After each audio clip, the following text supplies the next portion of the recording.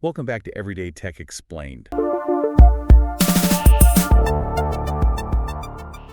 We're going to be looking at some Stellar Blade today, and specifically the DLC, Oh, the yeah. crossover they did with Yeah. NieR Automata. Mhm. We've got like reviews articles, even like some sneaky developer interviews all lined up so we can kind of see like, is this thing worth it? Right. Is it worth the money? It's been blowing up online. Why is it blowing up? Yeah, it's really interesting how they're celebrating the success of Stellar Blade. Oh, really? With not just this DLC, but also a free update Oh, cool. that they're dropping at the same time. Double whammy. Yeah, version 1.009.0001. Nice. Nice. Yep. Okay, so let's focus on this NieR Automata collab. Okay. What is it about this DLC that makes it different? Well, it's not just a cosmetic pack. They Okay. actually have a gameplay element to it. Ah. So you have to hunt down Emil. Oh, wow. You know Emil from NieR? Yeah. And he randomly spawns on the map. Oh. You have to stop him from escaping. Then you can access his shop and buy the outfits. Hold on, now we're talking about, like, chasing down Emil. Yeah. This is more interesting already. Yeah, it's not just click to purchase. Yeah. You actually have to go and do something in the game to get to the shop. Okay. And then in order to buy those outfits in the shop, Yeah. you need to have something called Stellar Tiers, Oh. which are hidden throughout the world. So it's like a whole treasure hunt. Exactly. Yeah. Stellar tiers, hidden collectibles. This is like Yoko Taro, like the Absolutely. mastermind behind NieR. Yes. His, like, signature is all over this, Absolutely. taking it from like a simple cosmetic pack Yeah. into a full-blown side mission. Yes. So what kind of outfits can you get? Well, you can get 4 distinct outfits for Eve Wow. that you can mix and match. Okay. You get special headgear for Adam, Uh-huh.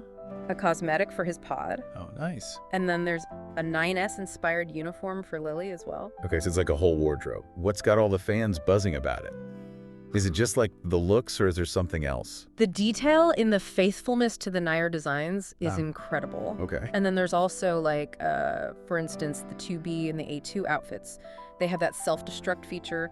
Wait, hold on. Like in the original Yeah. game, They actually show the damage Yeah. after Eve revives? they do. Wow, that's such cool attention to detail. Right, and you can keep playing with those damaged outfits until you manually switch back. Oh, wow. Yeah. So we're talking about unique gameplay. We got iconic outfits. Mm-hmm. We got cool features. Mhm. We got that Yoko Taro touch. Yeah. But how much does it cost? Well, the DLC is priced at $10 on the PlayStation Store. Okay, so $10 for all that. Yeah. That's not bad at all, considering I mean- like they put all this extra work Right. into the gameplay and the design. Right, they put a lot of effort into this. It feels reasonable. Yeah. What are the reviewers saying about it? So one reviewer from Game8 actually argued that it's absolutely worth it. Yeah.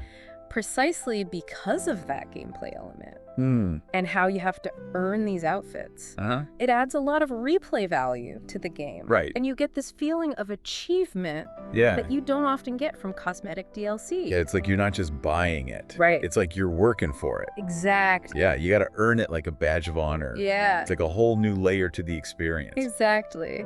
And it makes you wonder, What? could this unique approach to DLC actually become a trendsetter Oh, and okay. encourage other developers to kind of think outside the box? That's a really good question. Yeah, What do you think? Like, could this be the future of DLC? potentially. Where it's not just about, going and buying the skin, Yeah. but it's about engaging in a new experience. Yeah. To get the thing that you want. Yeah, it definitely challenges that traditional model of DLC. Yeah. Yeah. Okay, but let's go back to the outfits themselves. What do you find like the most interesting about their design and features? Mhm. And what do you think fans are going to appreciate the most about them? Wow. The level of detail is just fantastic. Yeah. They really captured the essence of 2B, A2, and 9S like perfectly. It's like they stepped right out of NieR. I think that's what the fans are going to love the most, is like that authenticity. Yeah. It's not just like a cheap imitation. Yeah. It's like a genuine homage. Right, and then those little touches like the self-destruct feature Yeah, really add a lot more depth to it. exactly. It's like they considered, how these outfits would exist in the world, Right. not just slapping them on as like a visual gimmick. Speaking of like that blend between the two worlds, Yeah, I heard that this DLC was actually like a collaboration it was. between Kim Hyung-tae, Mm-hmm. the director of Stellar Blade, Yes. and Yoko Taro himself.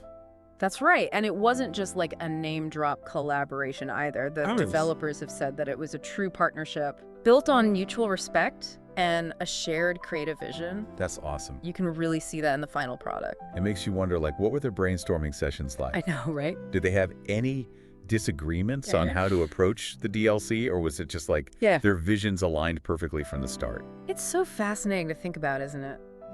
It is. You know, these two incredibly talented minds, each with their own unique style coming together to create something new. It also makes you think about like the potential for like creative partnerships in the gaming industry as a whole. Totally. I feel like we often see like collaborations, but it's more on the marketing side. Yeah. This feels different, like more integrated into the core of the game itself. It's almost like a case study in how two distinct franchises can come together and actually enhance each other. Yeah. You know, it's not just Stellar Blade benefiting from the popularity of NieR, but it's also a way for NieR fans to discover a new game that they might enjoy. It's a win-win for everyone. It is. And it makes you wonder, what other unexpected collaborations could we see in the future? Yeah, what if we had like a Legend of Zelda and Metroid crossover? Yeah. Or like a Final Fantasy Persona mashup? Oh my God. The possibilities are endless. It really does boggle the mind. But okay, let's bring it back to the Stellar Blade DLC. Okay. What do you think is the biggest takeaway for like developers that are watching this unfold? What do you think? I think it's a clear message that players are hungry for more than just cosmetic add-ons. Yeah. They want meaningful experiences even within DLC. Right. Like this whole Hunt Emil, collect stellar tiers concept. It shows that you can really inject gameplay and a sense of achievement into something as simple as acquiring new outfits. It's like they gamified the DLC itself. Exactly. And that's something that could resonate with players across all genres. Imagine applying this to like a racing game, you know, where you have to complete like specific challenges to unlock new car parts, or an RPG where you have to go on a unique quest to get a legendary weapon skin. It opens up like a whole new avenue for DLC design, moving away from that like transactional model and going towards a more integrated and rewarding experience. And I think that's ultimately what makes this Stellar Blade DLC so exciting. Yeah. You know, it's not just about the outfits themselves. It's about the potential that it represents. Exactly. The idea that DLC can be more than just an afterthought, but like a valuable and engaging extension of the game itself. It definitely raises the bar for DLC. It does. But what about our listeners? Yeah. We've shared our thoughts. Now we want to hear from you. Have you guys had a chance to try out this DLC yet? What do you think about this whole like Hunt Emil collect stellar tiers? Yeah. Is this something you want to see more of in DLC? Yeah. Hit us up in the comments. Let us know what you think. Yeah, and if you're a Stellar Blade player who's like, I need to get some new looks for Eve, head over to the PlayStation Store. Check it out. You can find it there. Especially if you're a fan of NieR. Yeah. I mean, even if you're not familiar with NieR, I feel like this DLC offers like a really unique and an engaging experience. Absolutely. That could like change the way that you look at DLC as a whole. Yeah. It's like a testament to the power of creative collaboration. For sure. You know, fan service done right. Yeah. And just like the potential for DLC to be like something truly special. Definitely gives us something to think about, like what other innovative approaches to DLC are we going to see in the future? Oh yeah, the possibilities are endless. This has been Everyday Tech Explained. We'll catch you in the next deep dive.